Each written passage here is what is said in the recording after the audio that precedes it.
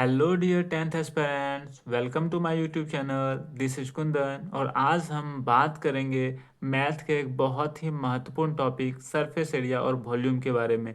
इस टॉपिक के अंतर्गत हम लोग क्यूब, क्यूबाइड, सिलेंडर और कॉन को पढ़ेंगे। इस वीडियो में हम सबसे पहले क्यूब और क्यूबाइड पर बात करेंगे। आप देख सकते हैं आपके सामने क्यूब का एक 3D फिगर है। अगर डेली लाइफ की बात करूं तो हम लोग लूडो खेलते समय जो डाइस का यूज करते हैं वह भी एक क्यूब क्यूब का रूप है। उसके अलग अलग फेसेस पे 1 to 6 तक लिखा होता है। हम लोग वहां से इसको समझ सकते हैं। आप यहाँ देख सकते हैं क्यूब का जो लेंथ है, ब्रेथ है और हाइट है, इस तीनों की लंबाई समान है, ए है। यहाँ से आप देख सकते हैं। अगर मैं इसके वर्टिसेस की बात करूं तो इसमें 1 2 3 4 5 6 7 8 8 वर्टिसेस हैं। अगर फेस की बात करें तो आप लोगों ने डाइस में देखा होगा 1 to 6 तक लिखा होता है। तो आप यहाँ देख सकते हैं जैसे ही इसको ओपन करते हैं तो चारों साइड के जो फेसेस हैं 1 2 3 4 5 6, चारों साइड के चार फेसेस आपको यहाँ नजर आ रहे हैं और ये ऊपर का ये नीचे का। इस तरह से आप क्यूब के पास 6 फेस है, आप यहाँ से देख सकते हैं। यदि एज की बात करें तो यहाँ से आप देख सकते हैं 1 2 3 4 4 एज, तो आपके चारों साइड्स हो गए और बाकी 4 फ्रंट और 4 बैक। यहाँ से आप समझ सकते हैं कि इसके पास 12 फेसेस होता है। अगर मैं एक और पॉइंट की बात करूँ, वर्टिसेस, फेस और एज में एक रिलेशन की बात करूँ तो आप यहाँ से देख सकते हैं कि if any flat 3D figure, इसमें जो भी, ई और एफ में एक रिलेशन होता है वो भी minus E plus F equal to 2 होता है। हम लोग इसे ध्यान रखकर ऐसा समझ सकते हैं कि सबसे पहले ई आता है, इसके बाद एफ आता है और उसके बाद भी आता है। जैसे ही भी के पोजीशन में हम लोग चेंज करते हैं, भी को शुरू में लाते हैं तो यह नेगेटिव साइन के साथ आता है और उसके बाद ई और उसके बाद प्लस के साथ एफ आता है। इसका जो ये तीनों जो होता है सबसे स्मॉलेस्ट प्राइम नंबर के बराबर होता है। इसको आप यहाँ से ध्यान में रख सकते हैं। इससे एग्जाम में क्वेश्चन, हर एक एग्जाम में क्वेश्चन बनता है। अगर मैं बात करूँ लेंथ ऑफ डायगोनल की तो हम आप यहाँ देख सकते हैं कि इसका जो बेस है, इसका जो नीचे वाला बेस है उस वो तो आपका स्क्वायर होगा और स्क्वायर का जो आपका डायगोनल है, स्क्वायर का जो आपका डायगोनल है वो √2a होता है। √2a होता है। स्क्वायर का साइड तो आपका ए होगा। तो इस तरह से ये वाला जो डायगोनल होगा आपका √2a होगा। और यहाँ जो है कि आपका सरफेस और ये जो डाइस रखा होता है इसमें तो 90 डिग्री का बनेगा। हाइट और सरफेस में जो यहाँ एंगल बनने वाला है वो तो 90 डिग्री का बनेगा। ये तो आपका ए है, ये √2a है। इसका जो ये वाला मैन डायगोनल जो होगा आपका, ये वाला बीच वाला मैन डायगोनल, वो ये √2a, ये ए, जैसे यहाँ पाइथागोरस लगाएंगे तो ये आ जाएगा √3a। यहाँ से आप इसको समझ सकते हैं। उसके बाद लेटरल सरफेस एरिया की बात करूं तो लेटरल सरफेस एरिया आपका ऊपर वाला और बेस, ये इस दोनों को छोड़कर जो भी जितने भी फेसेस होते हैं उसको हम लोग लेटरल सरफेस एरिया के अंतर्गत रखते हैं। ये ऊपर ये नीचे, इस दोनों को छोड़कर कैलकुलेट करना है तो 1 2 3 4, इसके 4 फेसेस के चारों साइड्स के हमको सरफेस एरिया के बारे में बताना है। तो यहाँ जैसे ही करेंगे तो 1 2 3 4, a² इस तरह से लेटरल सरफेस एरिया आपका 4a² हो गया। टोटल सरफेस एरिया की बात करूं तो यहाँ आप देख सकते हैं इसके पास 6 फेसेस है और सभी फेसेस का जो एरिया है वो a² है। इस तरह से इसका क्यूब का जो टोटल सरफेस एरिया होगा 6a² होगा। अब मैं वॉल्यूम की बात करूं तो हम लोग को पता है वॉल्यूम होता है area of base into height. इस बेस का जो एरिया है आपका, ये तो एक स्क्वायर है, स्क्वायर का जो एरिया हो जाएगा वो क्या हो जाएगा, a² हो जाएगा। और हाइट तो इसका a है, तो यहाँ से आप देख सकते हैं कि a² इंटू ए आपका a³ निकल कर सामने आ रहा है। आप इसको यहाँ से वॉल्यूम को a³ के रूप में ध्यान रख सकते हैं। अब हम लोग बात करेंगे क्यूबाइड की। यहाँ आप देख सकते हैं क्यूबाइड का एक 3D फिगर है। इसके पास अपना वॉल्यूम होता है, इसके पास अपना लेंथ, ब्रेथ और हाइट होता है। इसमें तीनों की लंबाई अलग अलग होती है, यहाँ से आप देख सकते हैं। अगर मैं बात करूँ इसके वर्टिसेस की तो इसके पास 1 2 3 4 5 6 7 8 क्यूब की तरह ही 8 वर्टिसेस होता है। क्यूब भी क्यूबाइड का एक रूप है जिसमें कि एल बी एच तीनों की जो तीनों का जो लेंथ होता है वो समान होता है। इसके फेसेस की बात करूं तो क्यूब की तरह ही इसके पास भी 6 फेसेस होता है। आप यहाँ देख सकते हैं 1 2 3 4 5 6, इसके पास भी 6 फेसेस होता है। आप यहाँ अच्छे से देख सकते हैं, इसको ओपन करके यहाँ आपको दिखाया गया है। ठीक है, अब मैं इसके लेंथ ऑफ डायगोनल की बात करूं तो इसका जो बेस है, इसका जो आपका बेस है वो तो आपका रेक्टेंगल होगा, और रेक्टेंगल का जो डायगोनल होता है, रेक्टेंगल का जो डायगोनल होता है वो आपका root under L square plus B square होता है। और ये हाइट और ये आपका बेस, इसके बीच तो आपका 90 डिग्री का एंगल बनेगा, और ये आपका एच है, ये आपका root under L square plus B square है। तो इस तरह से इसका जो मैन डायगोनल बनने वाला है, ये वाला जो डायगोनल आपका बनेगा, वो जैसे ही आप इसमें पाइथागोरस लगाइएगा तो आपका ये आ जाएगा root under L square plus B square plus H square, ये निकल कर आपका सामने आ जाएगा। यहाँ से आप इसको ध्यान रख सकते हैं लेंथ ऑफ डायगोनल को। अब लेटरल सरफेस एरिया की बात करूँ तो लेटरल सरफेस एरिया आपका ऊपर नीचे को छोड़कर और चारों साइड्स के एरिया को कैलकुलेट करना है लेटरल सरफेस एरिया में। तो यहाँ आप देख सकते हैं ये एल है, ये एच है, ये एल है, ये बी है, ये एल है, ये एच है, ये एल है, ये बी है। तो इसका जो एरिया हो गया ये एल एच हो गया, इसका एल बी हो गया, इसका आपका एल एच हो गया, इसका एल बी हो गया, और इसका बी एच हो गया, इसका बी एच हो गया। तो यहाँ से आप देख सकते हैं कि हमको लेटरल सरफेस एरिया में तो हमको सिर्फ चारों साइड्स के एरिया को कैलकुलेट करना है।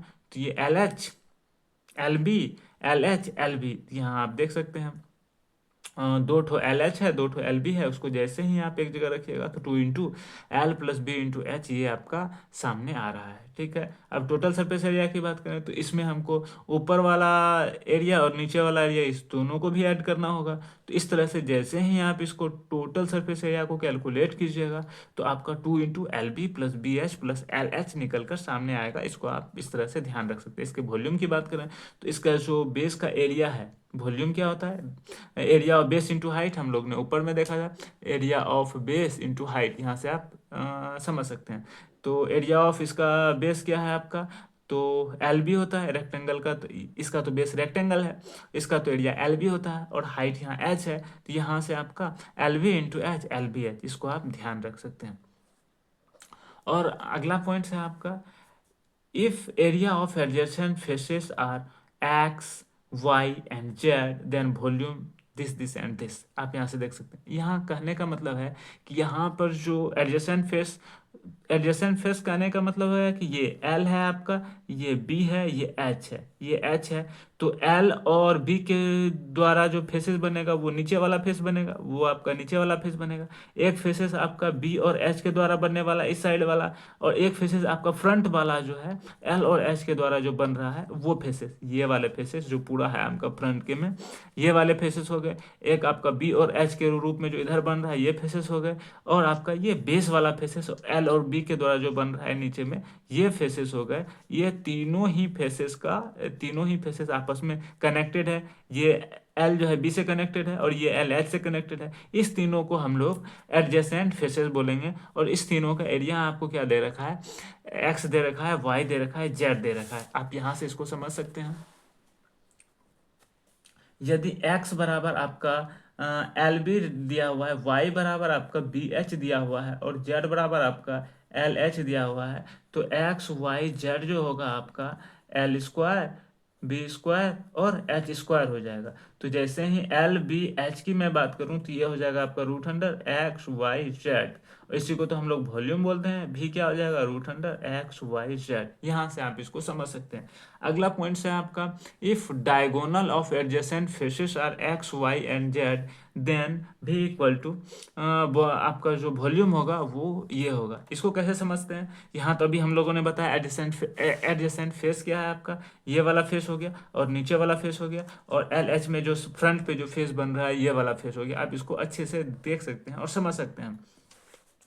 जैसे ही मैं बात करूं तो इसका जो नीचे वाला का जो डायगोनल होगा ये तो L square plus B square होता है, क्योंकि नीचे बेस में तो एल बी ही है। और इस वाले फेस की बात करूँ ये बी एच है, तो इसका जो डायगोनल होगा ये वाला जो आपका डायगोनल होने वाला है, ये ये वाला डायगोनल तो आपका root under H square plus B square होने वाला है। और ये फ्रंट वाले जो ये फेस हैं, इसके मैं डायगोनल की बात करूं तो ये आपका एल स्क्वायर एल एच है, तो ये इसका जो डायगोनल होगा आपका ये वाला डायगोनल होगा, ये L square plus H square होगा।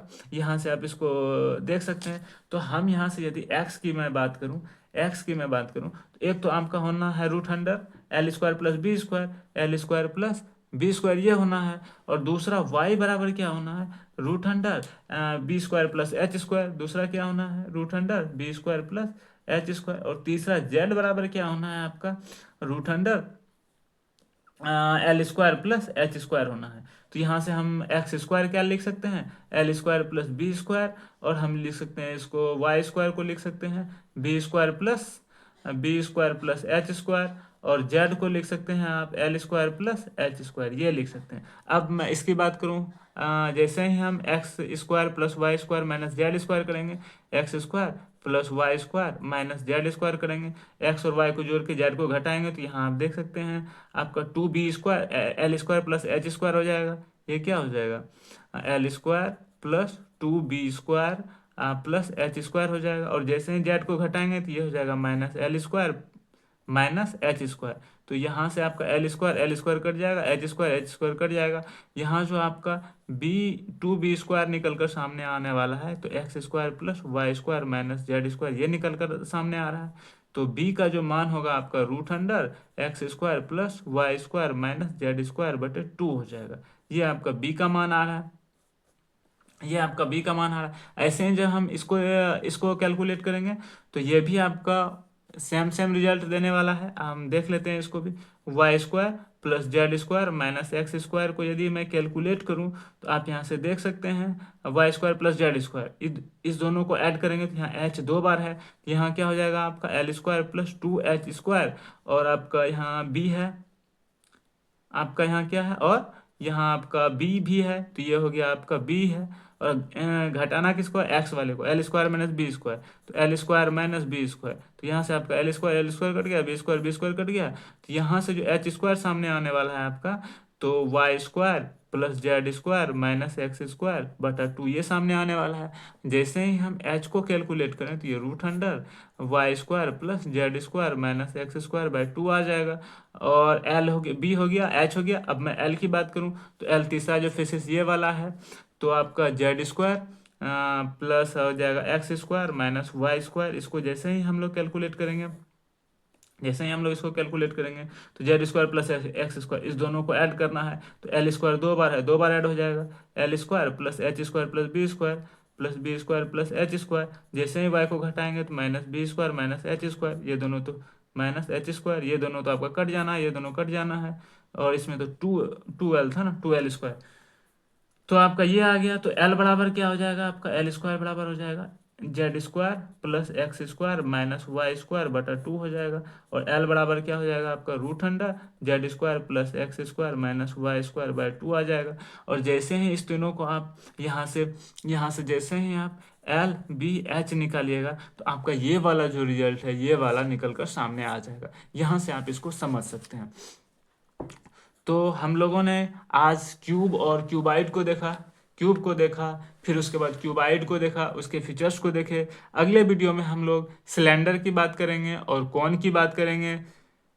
आप मुझे कमेंट सेक्शन में ज़रूर बताएं कि आपको वीडियो कैसी लगी। अगर आपको वीडियो अच्छी लगी तब तो आपको बहुत अच्छे से पता है क्या करना है, जल्दी से कर दीजिए चैनल को सब्सक्राइब, बेल आइकन को कीजिए प्रेस, सो डैट जैसे ही मैं कोई वीडियो अपलोड करूं सबसे पहले नोटिफिकेशन आपके पास पहुंचे। आज के लिए इतना ही, मिलते हैं अगले वीडियो में। So that's it guys, see you soon.